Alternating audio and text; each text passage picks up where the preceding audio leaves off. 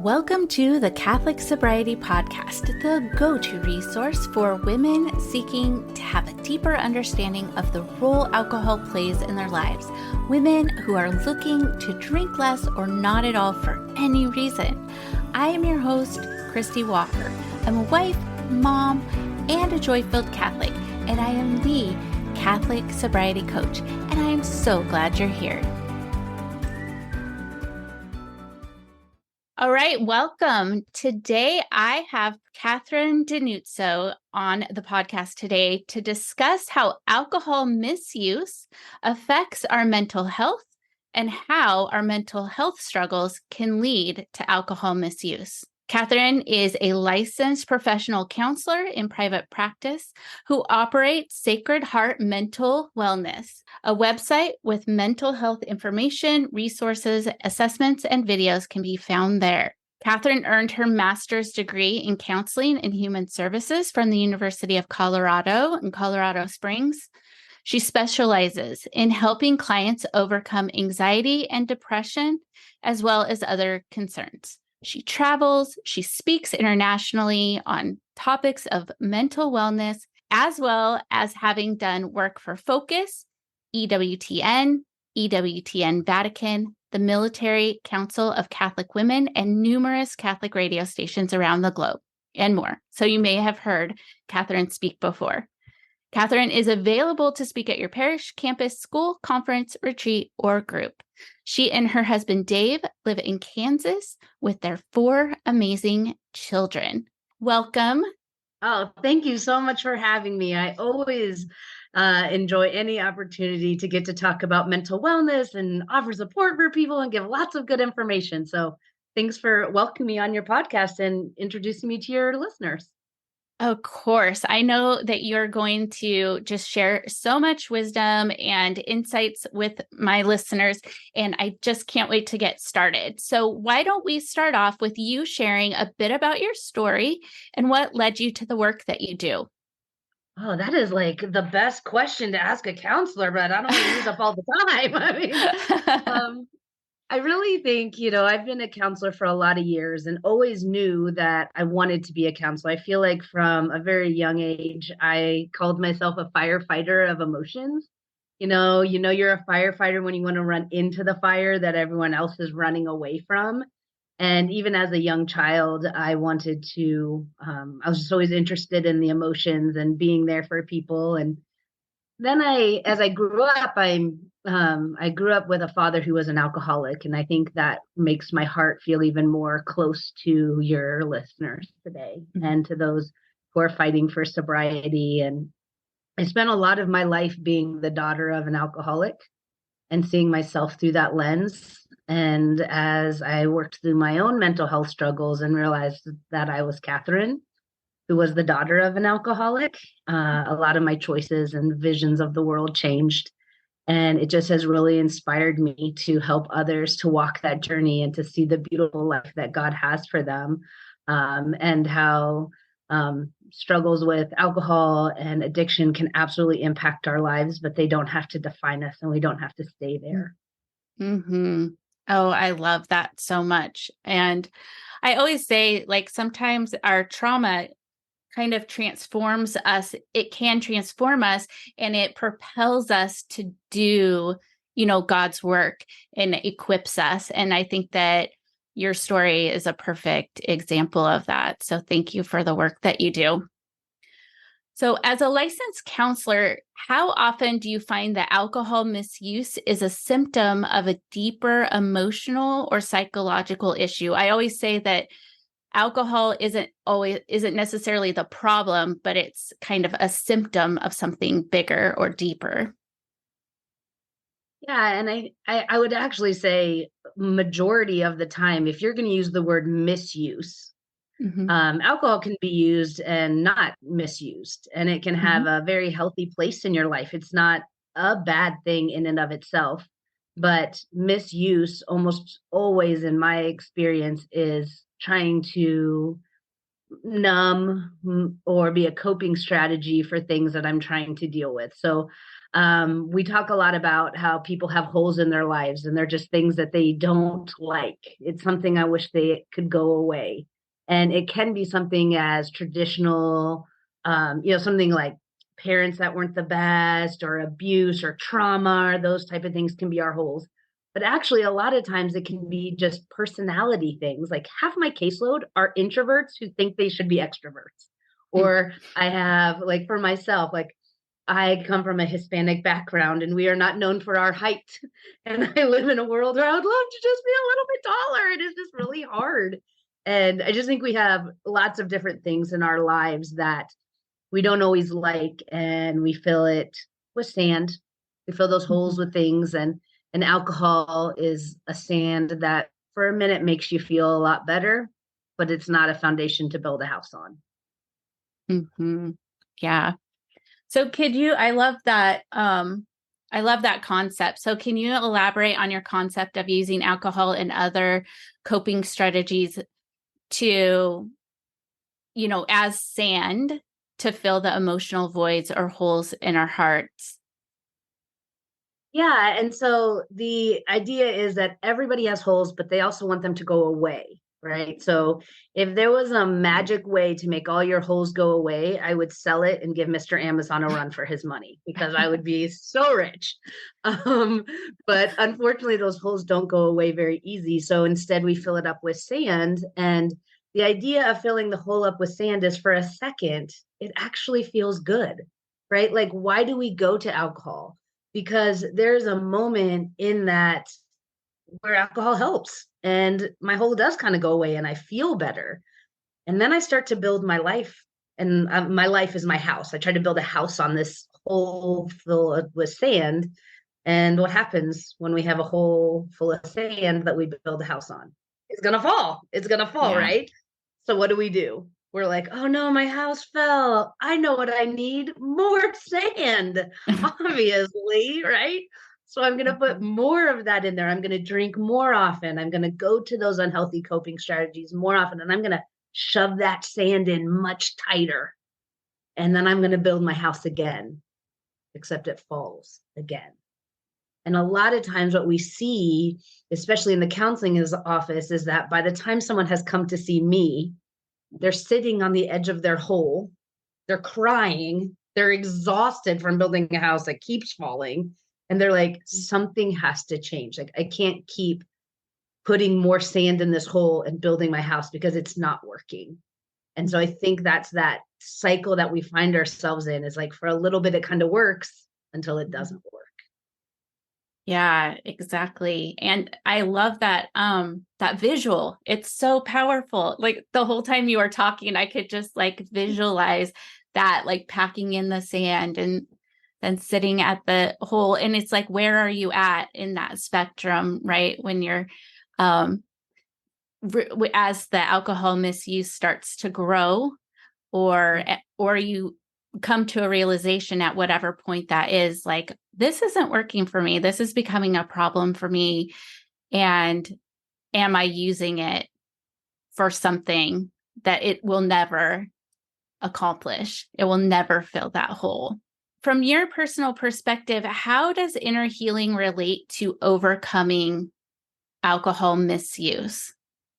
Yeah. So in my counseling office, I do 3 main stages. So the first thing we have to do is we have to get the sand out and acknowledge our hole. That's inner healing. Like, we have to see it and we have to acknowledge it. And for me, being the daughter of an alcoholic, I had to look and see that my own alcohol use was me masking some of the wounds from my father's alcoholism. Right. And I had to see that some of the not best relationships and the boys I was bringing into my life were me masking those wounds that I was trying to heal from my father's drinking.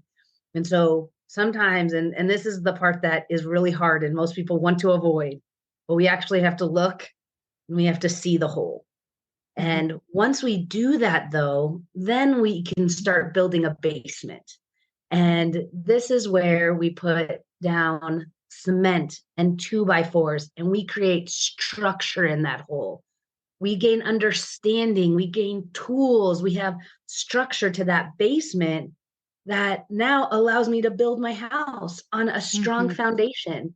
And I always have used the basement analogy as internal healing because I don't have to ever go into my basement, right? I can have the structure and that hole can be there, but I don't ever have to go into it.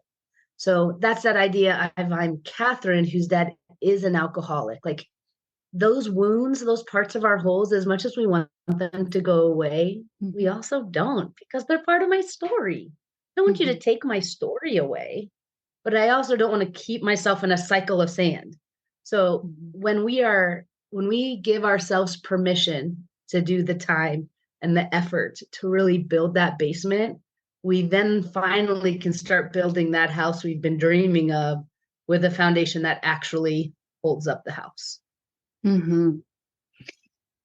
That's so good. And then on that note, so as someone is building that basement, that firm foundation, and I really like that you pointed out that, there's a lot of things in my past that I wish didn't happen, but also they've made me who I am and formed me and all of that, but I don't have to stay there. So I really like that you mentioned that. But as someone is building that foundation, as they are building that basement, then how can using alcohol to cope just kind of maybe interfere with that building of the inner healing?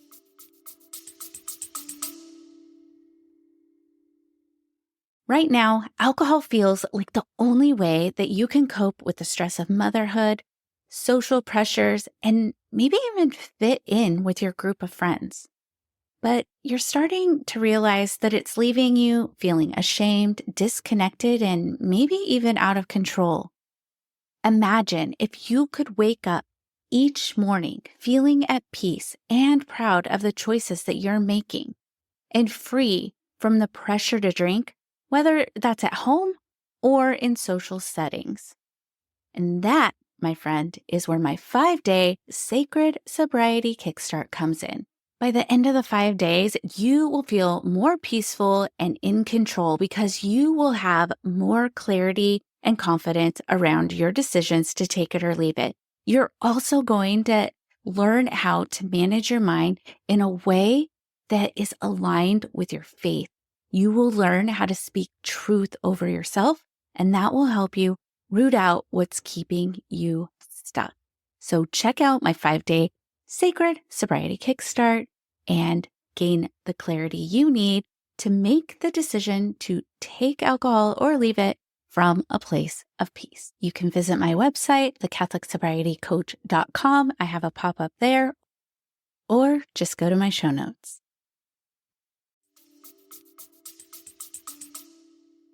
Well, and I think there's kind of two main ones that I would talk about. I mean, I think there's lots of different ways, but one is I would talk about biology. So I am a huge believer. I'm a cognitive behavioral therapist. I believe God made us in a beautiful, amazing body, and we have to work with it, not against it.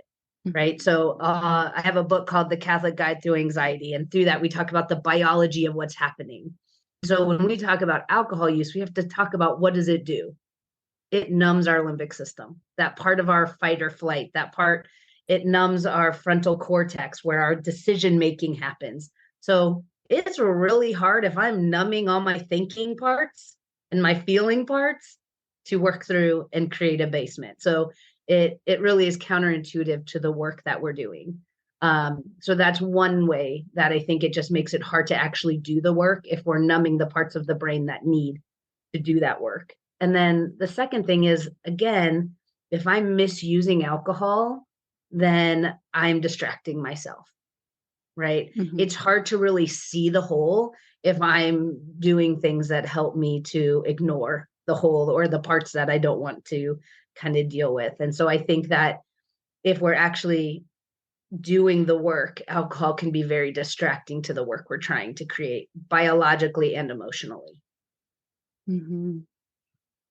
Yeah, that makes so much sense because if we can't look at things. Or, I mean, if you think about it, if you're building something and then you're drinking or you're, incoherent, you're not going to get a lot of work done, like in general, in just like the physical realm, you wouldn't be able to. And so the same is true because we just kind of darken everything, right? So when we drink, it numbs out the bad, but it also numbs out the good. It numbs out like having to think about certain things and feel certain emotions. But at the same time, the things that we do need to think about and feel to get things done are being numbed out too. So alcohol, it's not like, oh, I'm only going to numb this part of it, or I'm only going to help you cope with this part of it. Like it really takes away from both our sorrows and our joy at the same time. And I also think it creates, when I've worked with people with addictions of all different types, is there's a shame that comes with it. Like, I know that I'm numbing myself. I know that I'm not building my basement. And so then in that, I kind of am making my hole bigger. So not only am I dealing with the hole of itself, but I'm making the hole bigger as I go. And so I really think that when we do that, we're just kind of creating a cycle that's bigger and bigger and not actually creating that foundation we're trying to. Yeah, absolutely. So what are some first steps that you would recommend to someone who does recognize that they are using alcohol to cope with emotional pain or trauma, and they're just not progressing through the inner healing that they need to seek out healthier choices, to, just get through those things of life that are difficult? Yeah, and I'm going to go into a brief explanation of this, but I do want to say if this rings to anyone, in my book, there's a whole section that goes into this much deeper. And so, because I think the first thing, so we have specific steps, and one of the first steps is the step that everybody forgets. Okay. And I want you to imagine walking downstairs, right? So physically imagine yourself walking downstairs. In the United States, every stair is perfectly like ratioed so that your brain knows how to walk down these steps. Well, emotions are kind of the same way. And when we try to jump or skip a step, what happens? We fall at the bottom of the stairs, right? We can't get ourselves back into order. And so, like, these steps to hitting each and every one is really important. And that first step is to know that you are good and that God created you good, and that these struggles do not define you as bad. The struggles you had in the past, the choices you've made, they don't make you bad, that you are loved and you are good and you are probably hurting. And those things are like, that first step is being able to like sit in that and be like, I am good and these things don't define me. Then you can go to that second step and be like, okay, what are those hurts? Like, how do I understand them? Why am I going to alcohol? What is, I can start understanding that, right? Then I can come up with a plan on how do okay, I know these are my wounds. Now I need to like figure out the plans for my basement. And then you start to make that basement. But the trick that I think, or the step that I feel like almost 90% of my clients want to skip is that first of like, I am good, I am loved, these feelings are real. Then I have that foundation to go to that next step to be like, okay, now what am I going to do about it? Because when we stay in that cycle of like blaming ourselves and being mad at ourselves, it only disheartens us. It only makes me want to go to that alcohol more. It only wants me to cope more. And so if we don't take that first step, really, it's hard to do any of the other steps. Yeah, that's so true. It just kind of keeps us in like that, like almost a cyclone or a cycle of just shame and like not what St. Paul says, I do the thing I don't want to do, or, and I think a lot of us can relate to that. It's like, we know we don't want to do it. We like think about it and we're like, I'm not doing this. It's bad for me. But then to feel better and get like a dopamine hit or whatever it is somebody's seeking, we go right back to it. out of shame and to feel better. So, Absolutely. so And I have go ahead.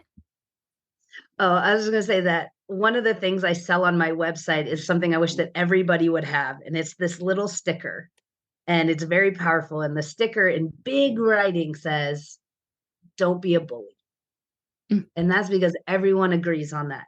Not, worldwide acceptance. You shouldn't be a bully. Mm-hmm. But then in smaller writing, when you look a little smaller down, it says to yourself. Mm. Right? Because what happens is that internal bullying that we would never say to anyone else, is what keeps us in that cycle.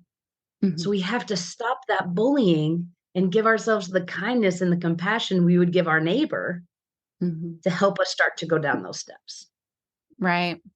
Yeah. And like you were mentioning earlier, knowing that we are loved, knowing that, God created us good, and we are good no matter what we've done, that goes perfectly with that sentiment and that sticker. So I think that's so important for all of us to remember, because I know a lot of the women that come to me for coaching, they just have that inner tape inside their heads. Like, I'm never going to figure it out. I'm like not good at this. I'll never stop drinking or drink in a way that I want to. So why even bother? And I'm a failure. They have like all these things, and that is exactly what they're doing, is just bullying themselves with those thoughts that just aren't true and aren't serving them. So can you talk a little bit, you have talked a little bit about it, but can you expand on how faith can play a big role in the healing process in overcoming alcohol misuse? So again, the first one I think is most importantly is to know that you are good and God loves you, and that none of those things define you. I think that's always that first step, and worth saying 500 times. That's the hardest one to believe. But I also think that there's some elements where we have just prayer and rosary and those gifts that the Catholic Church has given us to tell us that we are not alone. Right. So right now, big things are meditation and grounding. Right. And I always think, the Catholic Church had it way earlier with the rosary, right? Like, right. It's meditative, it's repetitive, it's calming, right? You can put it on, I always have my clients put it on an audio rosary, because, we'll stress, did I do 9? Did I do 11 Hail Marys? I don't know the prayers to meditate, right? So you can just put it on an audio rosary, and you just have Mary there rocking you, telling you it's going to be okay, right? We have a Sacred Heart mental wellness. The Sacred Heart of Jesus is very important to me. And just the fact that we can go to Jesus and he can be there to be our support, that we don't have to go through this alone. And that's the one thing with addiction and alcohol misuse, is that we feel so alone, like nobody can know, no one can understand what I'm going through. And I just always tell my clients that Jesus is standing there right there next to them going, I'm here. I'm here. I'm here. I can help. I'm here to help if you want. But we don't allow that to look up. And then the other big thing that our church gives us, and it's that I just don't think we use enough, which is the community of saints. Mm-hmm. I think we always focus on the holiness of saints. And I always challenge my clients to see the humanity of saints and how they had both. I sometimes tease that I'm not a very good Catholic because Jesus's mom is not my favorite Mary in the Bible. But my devotion is to Mary Magdalene. And Mary Magdalene, and I give this to your listeners because I think she is just such a powerful saint to join in us with addiction and just any type of those past wounds and those sands and the holes, is that, everyone knows she had a hard life. And when Jesus was dying on the cross, redeeming the world, he could have had anyone there. And he was God. He could have picked anyone. And there was Mary Magdalene at the foot of the cross. And she, to me, is that reminder anytime I want to bully myself, anytime I feel like I'm lost and alone and like, how could he love me? Does he not know what I've done? I imagine Mary Magdalene at the foot of the cross and him just being like, I told you, I forgave that a long time ago. Like, Mhm. that's Mhm. you. I love you. I'm just glad you're here. And so not only do we have prayers and mass and grace, but we have these saints that the church has given us to look and say, hey, we get that being a human in this world is hard. Let me help you. Like, let Mhm. me show you my love through the lives of these amazing people who came before you. Mhm. Yeah, that is so true. We just, as Catholics, we just have this treasure trove of resources and examples to draw from and follow. And the rosary, yes, I listen to it as well. So can you share, maybe you talked about some things that we can do in with our faith. Are there any other coping strategies or healthier alternatives that my listeners might be able to implement to help them kind of root out that alcohol misuse and turn to something that's going to be more healthy and constructive in helping lead them on the path to healing those wounds so that they can cope well? Yeah, and I think that there's lots of different resources out there, different strategies and tools. The one thing I would challenge before I kind of give any of these is that I like to think of the tools like construction workers tool belt, is Mhm. that very few tools are like the one fits everything, like, oh, this is the perfect one for you. And really it's, what am I struggling with? What am I needing at that time? Like, to see tools as like a whole, like I can go through my, what do I need off my belt today?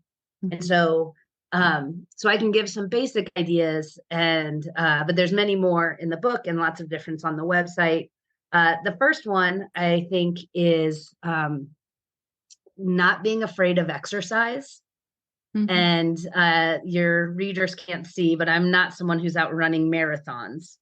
But a lot of times when we're starting to feel those deeper, darker feelings, our body is in fight or flight. And that is producing stress hormones that we need to do something with. But instead, we just decide to like sit and think about them. And like our muscles are like, I need to do something. And we're like, no, let's think about it. And they're like, so even just taking a walk around your house, just getting up and sitting Mhm. down just a couple of times, I think is a really good strategy. I'm a real big believer in journaling. I think Mhm. that when we have thoughts in our heads, they're all true. Every bad thing I've ever thought about myself, all that bullying is just really true in my head. There's no accountability up there. And so to be able to write them down, and really, I'm a big believer in safely burning them. I think throwing them away isn't as concrete as they're being gone. Like, Mhm. I don't actually have to work through them. I don't actually have to like fight each thought process. I can just be like, you're out of my brain today, and I'm going to give myself some space. Mhm. I'm a big believer in finding a net of friends that can support you. And this is always a hard one. And in the book, I actually teach you how to do this, because most people will say, I've talked to someone, they don't help. I've talked to this person, they don't help. I've tried that, they don't get it. And so actually learning like, what ways can people love me the best so that I can ask them for that, right? Mhm. Often we just think, oh, I could talk to anyone about anything and they should be able to help. But really, sometimes you got a good friend who's good at laughing, and you got a friend who's good at going to a fun restaurant, and you have one who's a good listener, and you have one who's a good fixer. And so sometimes we have to look at our hearts and see, like, what am I needing in this moment to like help me through this process? And I can be like, hey, I had a hard week. Can we just go watch a funny movie? And you have that friend who's like, I got 12 of them. Which funny movie do you want? And so finding that intentional net of support, I think, is always a really good idea. And I think counseling, especially if we are struggling with addiction, with coaching, having someone who can support you and help you walk through and talk through some of those holes and those wounds, that you just don't have to do it alone, I think is a really key. I really hope we're changing the narrative on mental health and coaching, that, Mhm. when you go to the gym and you say, hey, I'm going to start working out, no one is like, what's wrong with you? Wow, it's your problem, right? They're like, that's awesome. Good job. And I really have it just on my heart to change the narrative of mental health is the same way that like Hmm. when you say, hey, I'm like getting some help here and there's someone helping me think through these things, that we just support that and realize that it is good and it is a gift that God has given us who are in this helping industry to be able to help in this way. And it's heavy on our hearts to be there for them and not to be Hmm. afraid to make the call, sign up. Yes.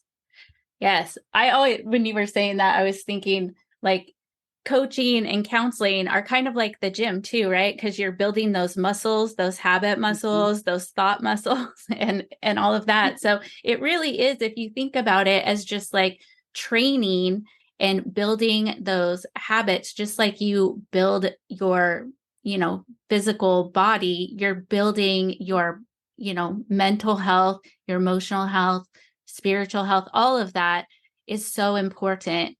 And I loved when you said, when you were talking about finding a net of people and finding the people who, like, how are they going to love you best, and knowing that not everyone will provide you with the same thing. I think in recovery, we're constantly told, like, reach out for help, reach out for help. But some people are just going to, they're just going to pacify you because they want you to be happy, and be like, well, if you want to do that, that's fine.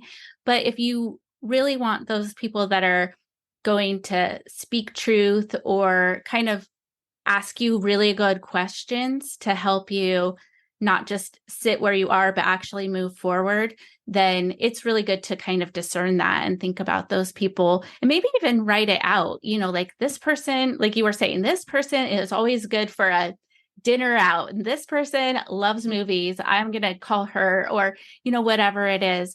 It's support is so important, and reaching out is so important. Absolutely. And I think sometimes when I first give the analogy of the net, people will think, oh, I feel kind of like I'm using them. Like, isn't that kind of like rude to be like, oh, what, like, how could you love me best? But what we don't realize, and I think especially when we're struggling with being stuck in our hole full of sand, is that our net actually wants to help. Mm-hmm. And it is a win-win when I love watching movies and you want to go watch a movie and we like get the both, like it works for Exactly. both of us, right? Like I know for me, I've really worked on my relationship with my dad. And one thing that he is really good at is he will take me to eat any food that I want, no matter how expensive or random it is. Like I like to go to the Indian restaurant or I want to go to Thai food and so if I just want to escape into a unique ethnic meal, I'll be like, Dad, would you like to go? Where my husband would be like, I don't eat Indian food. Oh. So it's a win-win because my dad's excited to experience that with me as much as Mhm. I am excited to experience that with him. And so enabling him to love me in the way I need actually Mhm. is life-giving to him also. So it's a win-win for both of us. Yes. Yeah, that's so important to point out, because when we allow others to bless us, then we bless them in the process. And I think that that's a beautiful reminder. So before we close, you've mentioned your book, you've mentioned your website. I just want to give you the floor, and so that you can just talk about all the things, and I will include a link to your website and a link to where people can find your book. I'm guessing on Amazon, but if there's somewhere else, then let me know. Yeah, just, I know people are you have such great energy. You're so fun. And I know people are just going to want to learn more about you. Oh, thank you so much for this opportunity. So yes, I run sacredheartmentalwellness.com, and on there are videos and there's going to be some classes ran, and there's also you can get the book there.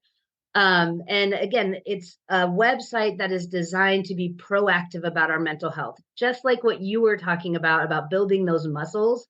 I think we live in a world where mental health is seen reactive instead of proactive.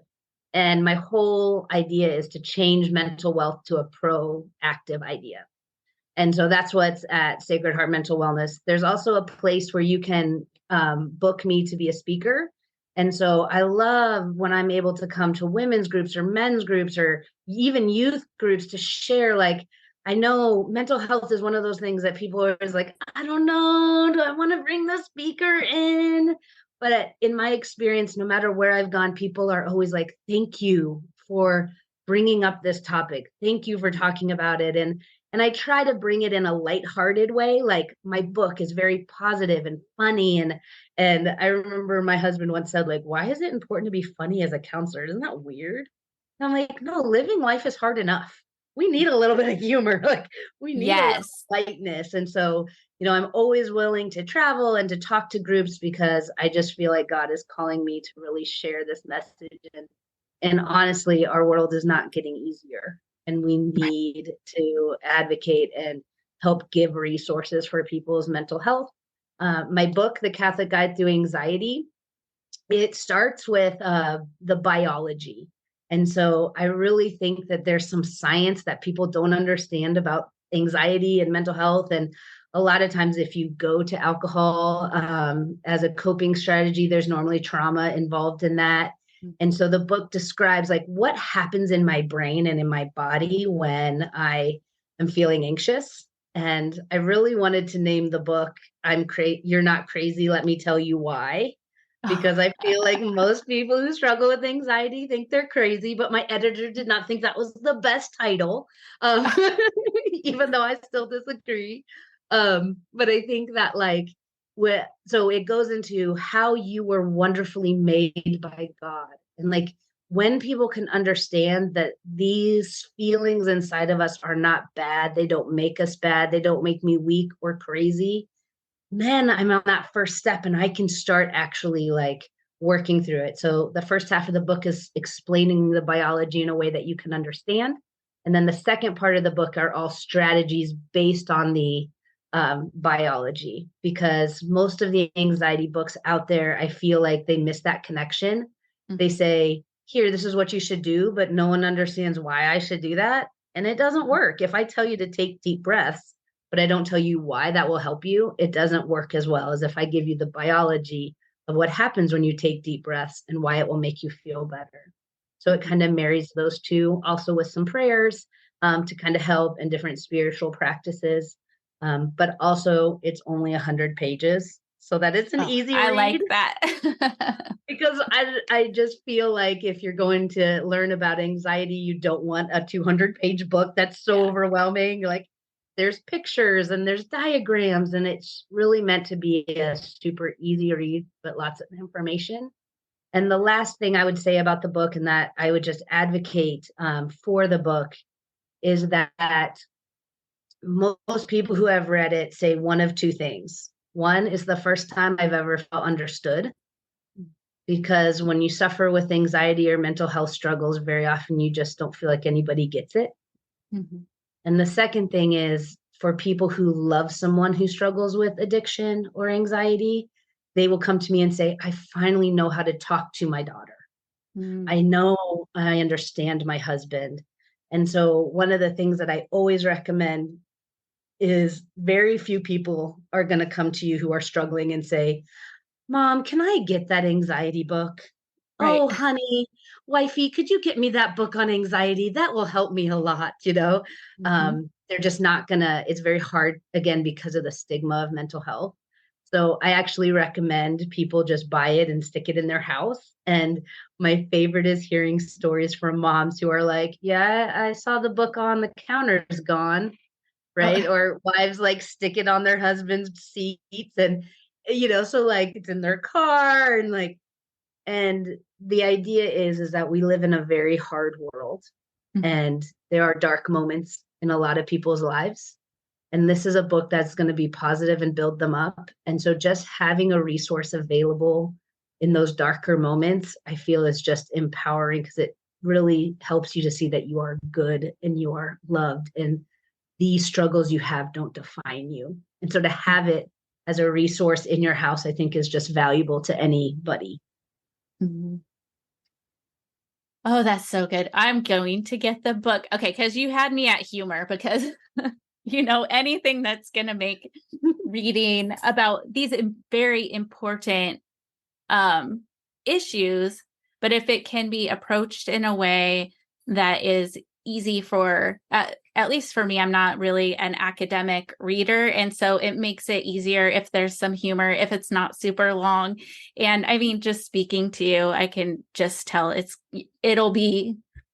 I'll hear your voice now, like when I'm reading it, now that I've had you on. So, well, Catherine, thank you so much for being here. Thank you for the work you do. You are a light, and we are all just so blessed to have you here and, working for the church and working for mental health for all of us. So thank you so much. It's been a wonderful time. Thank you for having me.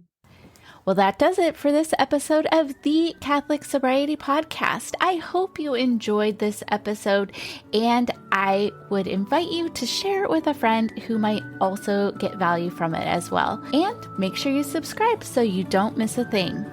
I am the Catholic Sobriety Coach, and if you would like to learn how to work with me or learn more about the coaching that I offer, visit my website, thecatholicsobrietycoach.com.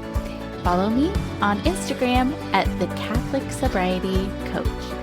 I look forward to speaking to you next time. And remember, I am here for you. I am praying for you.